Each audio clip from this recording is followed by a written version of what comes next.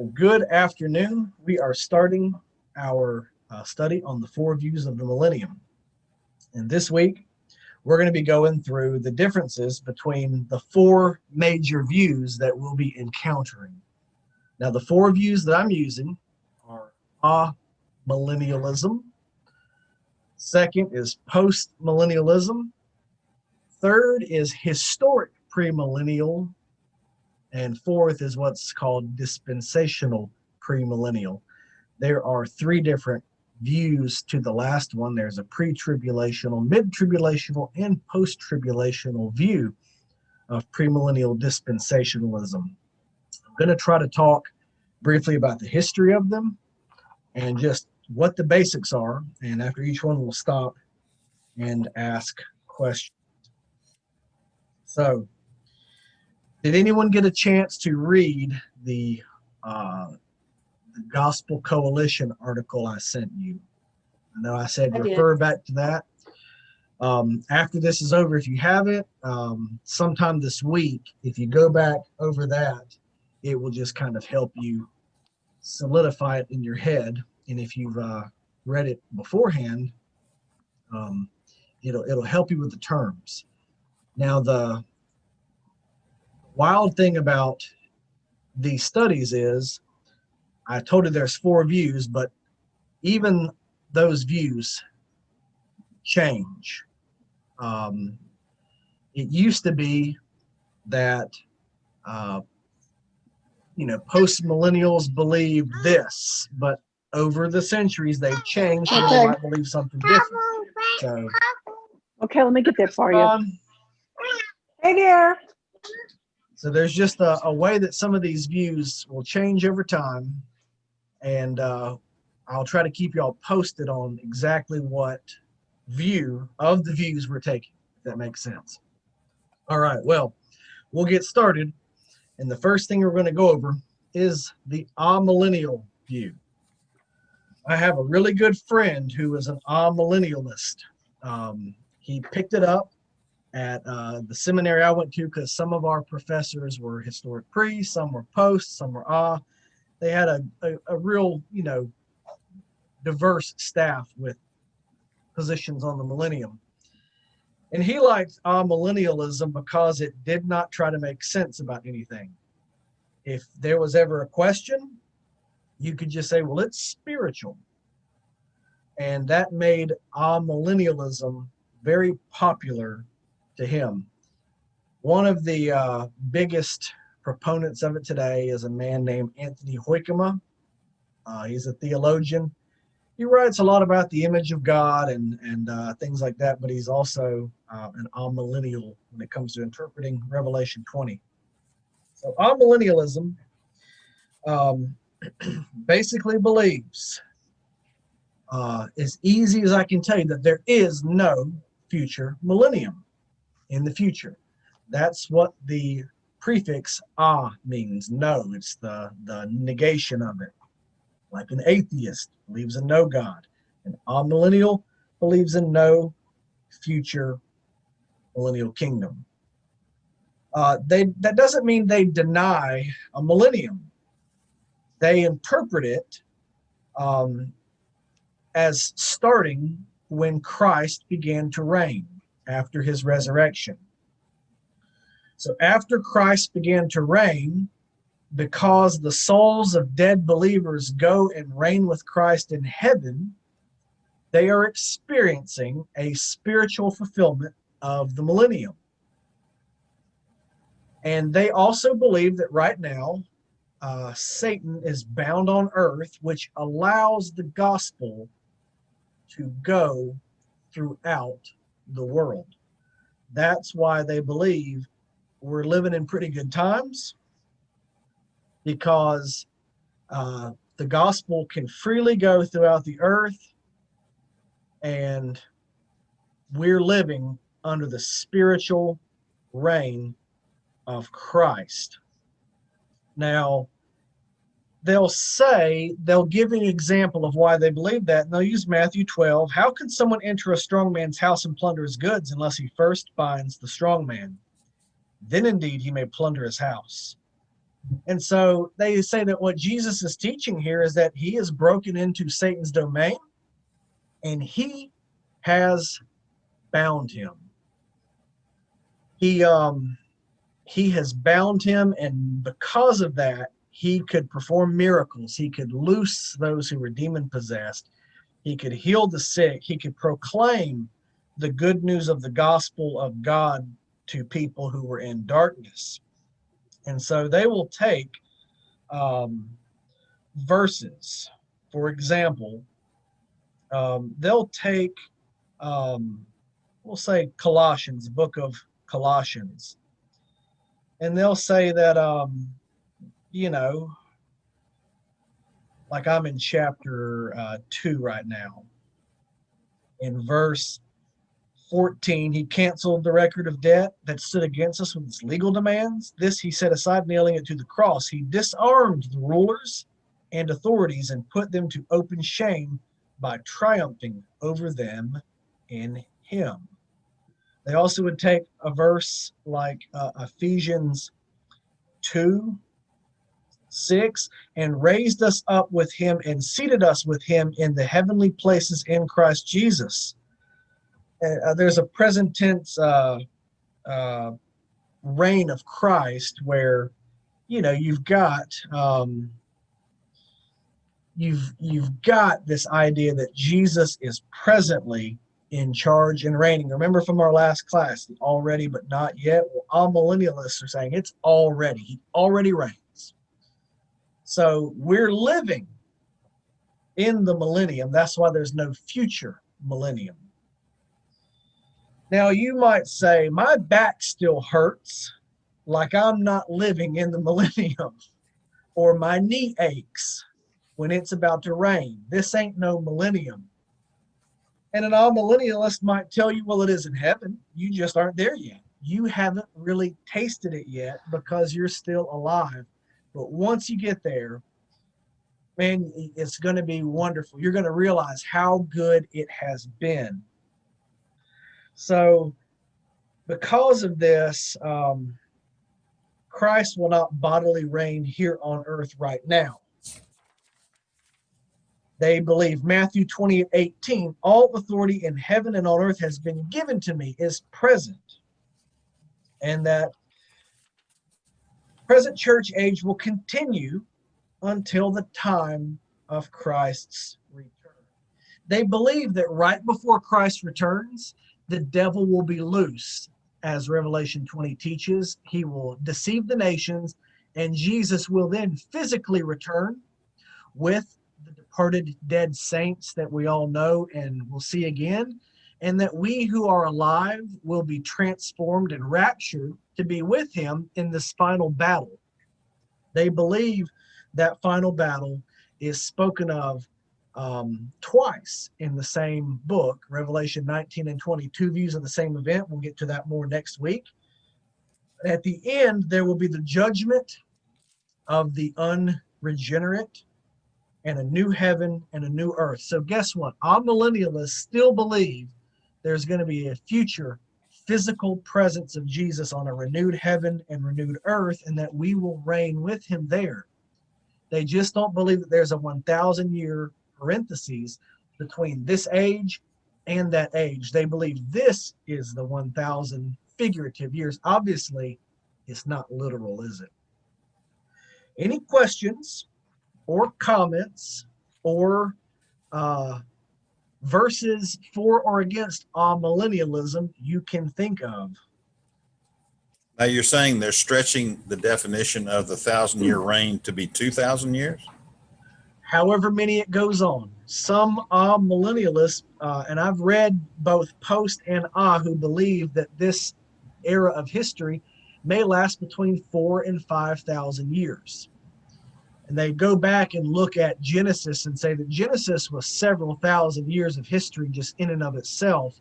So if God was dealing with humanity for about 5,000 to 6,000 years before Christ, then he probably will deal with them 5,000 to 6,000 years after Christ. So they have a very loose definition of 1,000 years. Okay. What do they do with the verses that describe the millennium as The lion will lie down with the lamb and won't eat him. The child will play at the asshole and not get bitten. People will live to 100 years. That's what makes you so angry talking to a diehard millennialist is you say, I want swords to plowshares. And they'll say, well, you got it. It's spiritual. So Well, thank you. I heard one guy, he said he's so mad at millennialists when they say it's spiritual that he won't even say when he goes to the doctor. So obviously, it isn't the most fun view of eschatology. That's actually postmillennialism is the most fun. But and I joke around with my friend, I say, y'all are so depressed.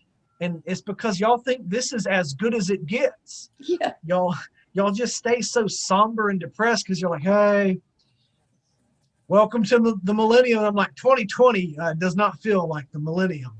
Maybe it's the part where the devil's been loosed, but 2020 does not feel like the millennium. Well, they just tell us, they would say to you, you don't have enough faith. You're not looking at this spiritually. You should ask your departed loved ones when you see them how wonderful it's been for them these some odd years that they've been up there.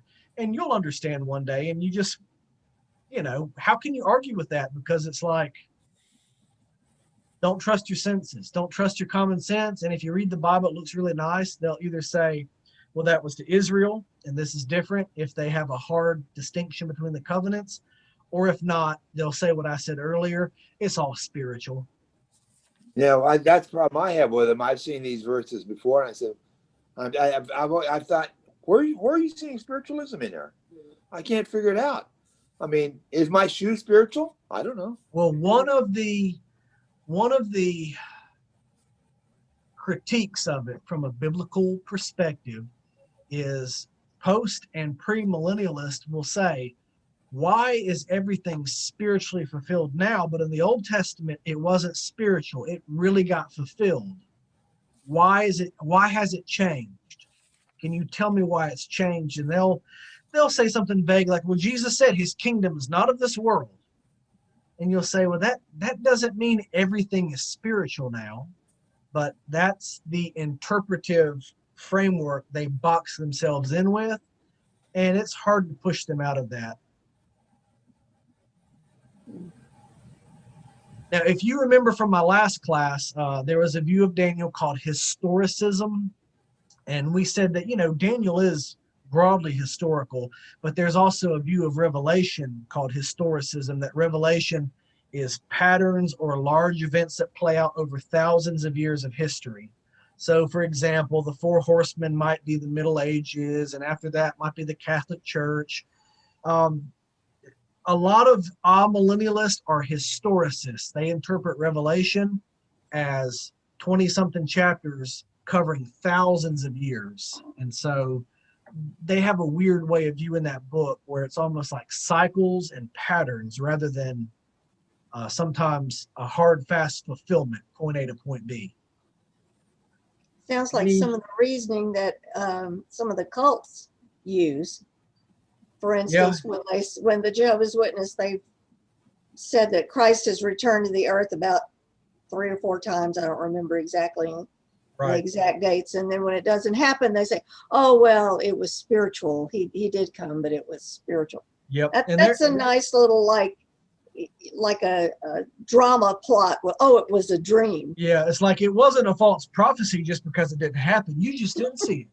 Right. Well, some millennialists say that Jesus could return at any time because they say everything in the book of Revelation spiritually happened in the early years of the church.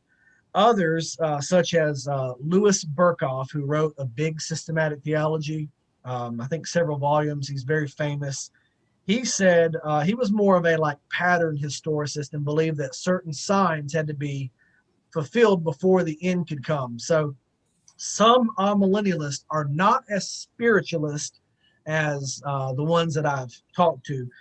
Like I said, there's a spectrum most of these views are on, and there's some differences. So not everyone believes exactly the same thing, but for the most part, we're in the millennium. There's not going to be a future millennium. There's just going to be a future return of Christ, and he will set things right, judge the wicked, new heaven and new earth. Now let's get to post-millennialism, which I've said it's the most fun, and we'll talk about that in session 4 of why it's fun. Once again, though, it doesn't. Post-millennialism is the one that's hardest to make sense of, because it just, you go, where's the millennium? You if you think is fudging with the text, then post will seem like it even more so. Of course, post means after. According to this view, Christ will return after the millennium. And I know you're already thinking from Revelation 19 and 20 that it says that Jesus will come back, right? And I'm going to go to the verse that just makes you want to put your head against the wall a little bit when you read this view. But in Revelation chapter 19, you know that Jesus comes back. In Revelation 20, they seize the dragon and throw him in a pit for 1,000 years. The dead come to life and reign with Christ for 1,000 years. And when the 1,000 years are over, Satan's released. And so you've got this idea that the 1,000 years are going to be after Jesus returns. And the post-millennials will say, no, he doesn't return before it. He returns after it. And so what they believe is that the gospel will grow. It will be successful. It's not always going to be a straight line. It may be a step forward, a step back for a while, but eventually, and many of them believe in like a 3,000 to 5,000 year cycle. After so many number of years, the gospel will get so strong and the church will get so big, a humongous portion of the population of the earth will become Christian. As a result, society will have Christian influences all over, in government, in law, in healthcare, in art. There'll be more and more righteousness. And eventually it will achieve, and you won't see it. One day you won't say, hey, it's the start of the millennium, but they'll say you'll be in the millennium because Jesus will reign on earth through the gospel. You won't even know it. It'll just be so wonderful and righteous. But humans will continue to live and die and sin. And at the end of this period, which may not be literal, Christ will return to earth. Believers and unbelievers will be raised from the dead, and the final judgment will occur with the new heaven and new earth. So it's like this, there's no tribulation. Everything turns good. Everything's wonderful. We spread the gospel, and we encounter all those prophecies from the Old Testament. Literally, the swords get turned into plowshares, poisonous snakes aren't bad anymore, and the whole earth is filled with the knowledge of the Lord. It sounds really good. Now, there are some differences. There are some who believe there will be a great falling away at the end because they believe Satan will be loosed. There are others who believe that the gospel will triumph, but they don't believe it's going to be easy. They'll say, well, the gospel is going to triumph, but it's going to triumph like it's a war. It's not going to be easy where it's just like, hey, let's go preach. Oh, look, everyone believed it again. It's going to be difficult and bloody. But there's this progress. There's this forward motion of the gospel. And they would actually look right now where we're at and say, hey, things look pretty good. We'd say, no, they don't. They say, you're just looking at it from your perspective. But if you look at South America, the church is growing so fast that the Catholic Church is shrinking. And, areas where Latin America and South America, where it was a stronghold, now it's the evangelical church. Africa is becoming a Christian continent. China, the church is almost 100 million people. Southeast Asia, it's blowing up. Buddhism is shrinking. And if it continues in half a century, there won't hardly be any Buddhists. There'll be Christians. And we'll say, yeah, but look at Europe and look at America and look at Australia. And they'll say, well, you know what? Look at the Middle East, though. The Middle East is starting to crumble, and Christianity is starting to get in. It'll go back into Europe. Just give it time. They're optimists. Whereas millennials are always acting depressed. It's spiritual. A postmillennial is like, let's go get it. Let's go take it over. Let's go preach the gospel to these people, and let's change the entire world. Most of the Puritans who established our country were postmillennialists. That's part of the reason they were so optimistic about setting up institutions and colleges and hospitals and large-scale mission movements. They were postmillennialists, and postmillennialism turned liberal, where it wasn't so much about Jesus anymore, but human progress through the ideas found in Western civilization in the Bible. And what happened to them is 2 world wars, and it shattered the optimism of both conservative postmillennials and liberal postmillennials. They stopped believing things were getting better because 100 million people had just died off, and then communism took over everything. And most postmillennialists would say, yeah, but look, communism eventually fell in Russia. Now the evangelical church is semi-free there. And so they're just optimistic about everything because they believe eventually it's going to get so good, we'll hit the millennium. A buzzer won't go off. You won't know that it's year 1. It may even last longer. Several of them think it's going to be like 6,000 years of human history until Jesus comes back. They say some really cool things. Like they talk about imagining a world governed by fairness where 70 to 80 billion people can live on it. And imagine that 95% of those 70 to 80 billion people are Christians and have Christian kids and Christian grandkids. They said, now imagine 1,000 years of that. They said at the end of that, it will get to the point where almost 90% of all humans who ever lived will be in heaven one day. They're just optimistic, and it's infectious to listen to them. The problem is, I can't make the book of Revelation really say that. It's very difficult for it to say that. Any questions, comments, or notes about the Bible when you think of postmillennialism?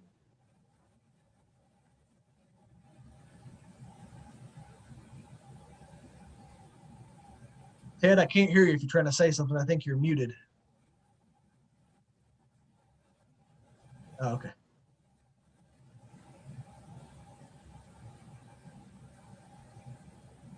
I mean, I hear it, and I want to be that optimistic. But at the same time, as we'll look at next week, there are extreme difficulties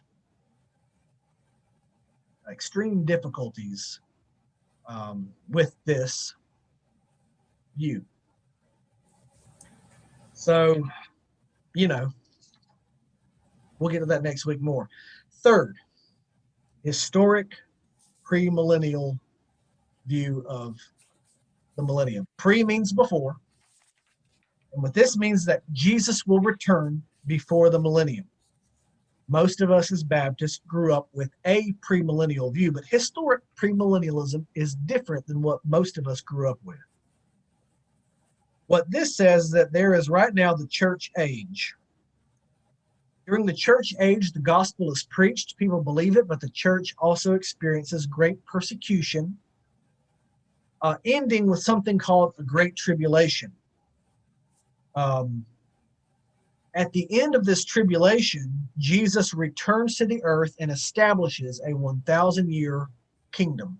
Most premillennial people believe it's a literal 1,000 years, where the prophecies from the Old Testament and some from the New Testament, they come fulfilled. Believers get resurrected first before the 1,000 years starts, and they reign with him. But second, after the 1,000 years are up, the devil is loosed and deceives many of the nations living, and Jesus destroys them and throws him into the abyss. And then there's a new heaven and new earth.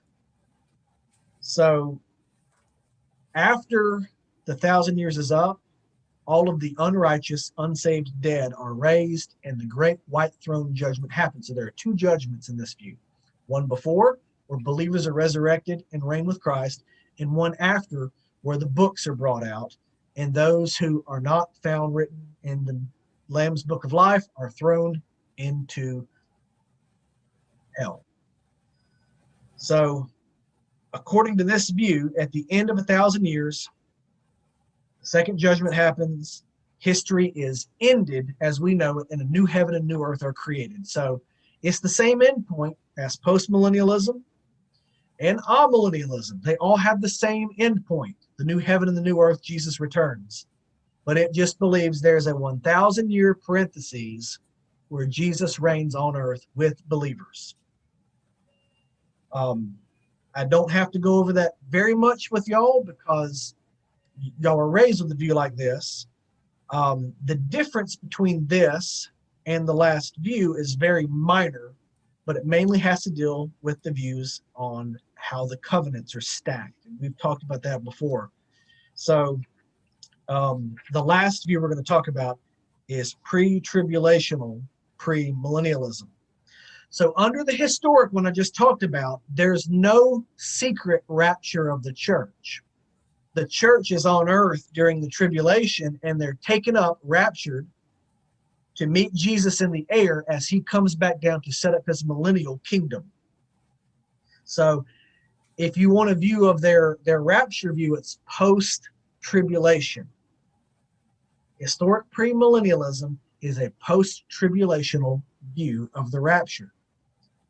It's the same thing for all millennials. They believe that a rapture happens. The only people who don't believe in really a rapture are post-millennialists. Oz do and pre's do, but not posts really. At least not most posts, not most posts. So the difference with pre-tribulational millennialism is they believe before the Great Tribulation of 7 years from the book of Daniel starts, the church will be secretly removed by the Lord. There will be a trumpet or something like that, and unbeknownst to the rest of the world, the church vanishes. All saved people vanish from the earth. In some books or movie adaptations of this, they leave behind nicely folded piles of clothes. Whether or not they will, who knows? But the idea is it's secret. It happens, and the world then experiences 7 years of great tribulation. Now, some views of this believe the rapture does not happen at the beginning of the 7 years. It happens in the middle, 3.5 years into it. So that's called mid-tribulational. And there are still some who are dispensational still, and I'll get to that in a minute. And they believe it happens, the rapture, at the end of the 7-year tribulation. But most of the people who believe that are just historic pre. Now, in this view, the church age only goes until the start of the Great Tribulation, when the church is removed from the earth. The reason for this is what we just talked about earlier, Ms. Cheryl, is their view of Bible prophecy. They believe that there are promises that have been left to Israel that have not been fulfilled. And because of God's promise to Israel to fulfill these things, the church will be removed as God's, as the community of redemption, and that Israel will take the place again as God's chosen people on earth. They believe that during the Great Tribulation, Israel is who God works through, and that those people who remain, it'll still be a matter of having faith in Christ, but that it'll be through obedience to, like obedience unto death, that will save them. So they believe, for example, that that many people will be martyred during this time, and that martyrdom is part of their way of getting into the kingdom through the Great Tribulation, because the church age is over and it's kind of like a different age. So Which one is that you're describing? You were just describing. The pre-tribulational, premillennialism, the rapture view, the pre-trib, pre-wrath rapture. Okay. Those left behind are not saved the same way that saints are saved in the church age. They're saved by adherence to almost a Jewish form of Christianity, because Israel as a people is now the focus of God's redemptive activity again, because the promises haven't been yet. So at the end of the 7-year tribulation, Jesus sets up a kingdom on earth through Israel, but it has a very Jewish temple nature to it, to them. The millennium is a little bit Jewish in most of these views. Now, the reason for doing this is a theology called dispensationalism. Dispensationalism, just give you a basic, real quick definition, is that God works through different relationships or economies. So just give you an example. They'll say, well, God worked with Adam and Eve based on obedience. If they obeyed, they lived. If they disobeyed, they died. They died. They disobeyed. Well, then he worked with Noah. Get in the ark, you live. Don't get in the ark, you die. And then Abraham had a different one where it was, if you obey me, you live. If you don't, you won't be my people. And then Israel had their covenant. And then the church has faith in Jesus. It's different than Israel. So they say there's no relationship between Israel and the church. One is one and one is the other. There's a sharp division. And then they'll say that the church, when it's gone off the earth, Israel takes over again, and that most of God's dealings during the millennial kingdom will be very Jewish in nature, centered in Israel. That's the view that premillennial dispensationalism holds, and that is the pre-tribulational rapture. That's part of the reason the church has to get out of the way, is so Israel can take center stage again. The problem with this view, and I went through this in my last class, is that in the New Testament, Paul often calls the church the Israel of God. Jesus speaks of those who believe in him as a new Israel, and the New Testament continues the story of God's people who have faith in Christ as if they are children of Abraham, Jew and Gentile together. So the church isn't a different type of economy from the Old Testament. It's just an expanded economy. The Old Testament had the idea in it of a new covenant. And the book of Hebrews says when the new covenant comes, the old one is gone. It is superseded because this one's better. So I just don't see God going back and saying, church was good, but we're going back to Israel. So there may be, there are some views of a pre-tribulational, pre-wrath rapture that still hold to a two-covenant theology, but most of them do so because of dispensationalism and wanting to get Israel back in there. Any questions on that? I know that's a lot, but any questions on that?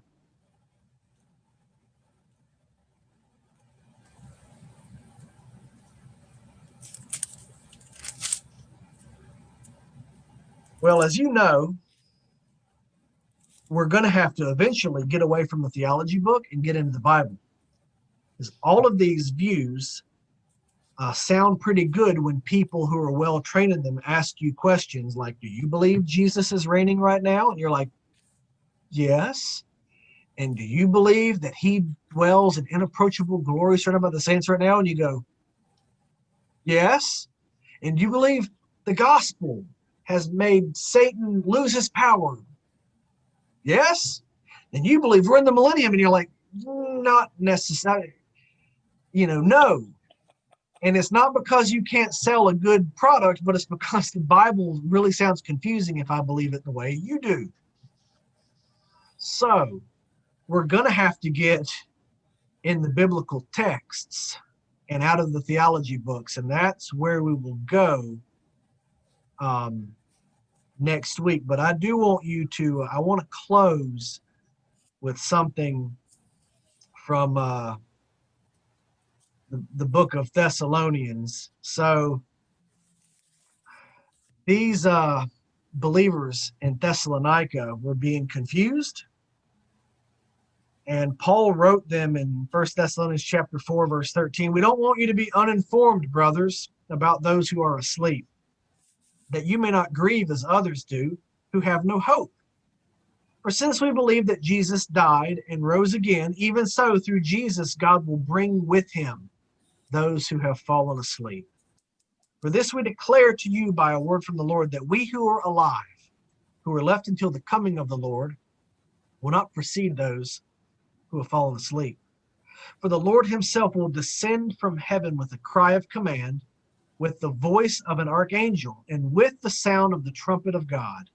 And the dead in Christ will rise first. Then we who are alive, who are left, will be caught up together with them in the clouds to meet the Lord in the air, and so we will always be with the Lord. Therefore, encourage one another with these words." Whatever view you end up having at the end of this class, whether it changes, it's the same or whatever, Paul tells us right there the purpose of eschatology. Number one, don't mourn as people do with no hope. Christians who die, go be with the Lord. And second, don't be disheartened. One day you're going to be with the Lord. If you're dead, you'll go be with him early, and then you'll come back with him to get the rest of us. And if we're still here, you're going to get changed and go up and be in the air with him, and there you'll always be with him. So you be encouraged, whether you're amillennially encouraged, postmillennially, or historic pre or dispensational pre right now. We all agree with that verse. We're going to be with the Lord forever when he returns, whichever way that is. Because even our good depressed friends, the millennialists, believe he will return and we'll be caught up with him. So there's even hope for them. All right. Any questions, comments, or anything before we close? Like I said, we're going to get into the verses next week and out of the theology book, and we're just going to lay these verses side by side and walk through them. Understood.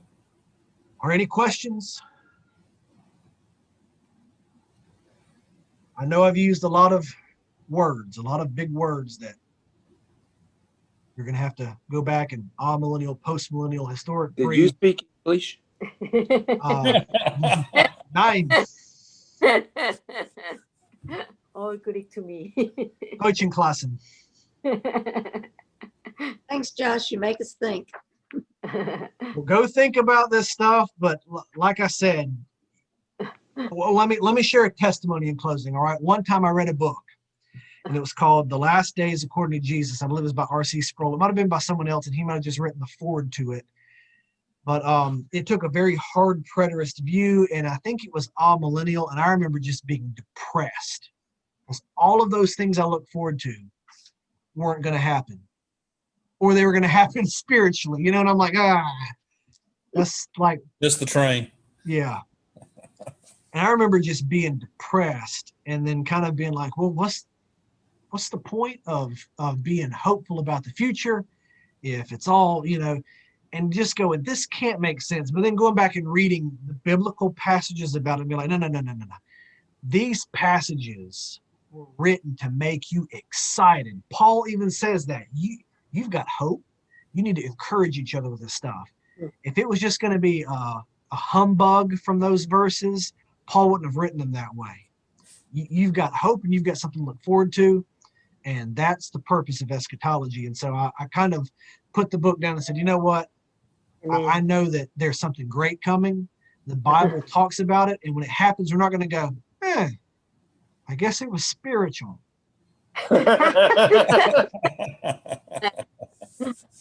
Thank you. Y'all have a great week. And especially in these confusing times we're in, look forward to something good. All right.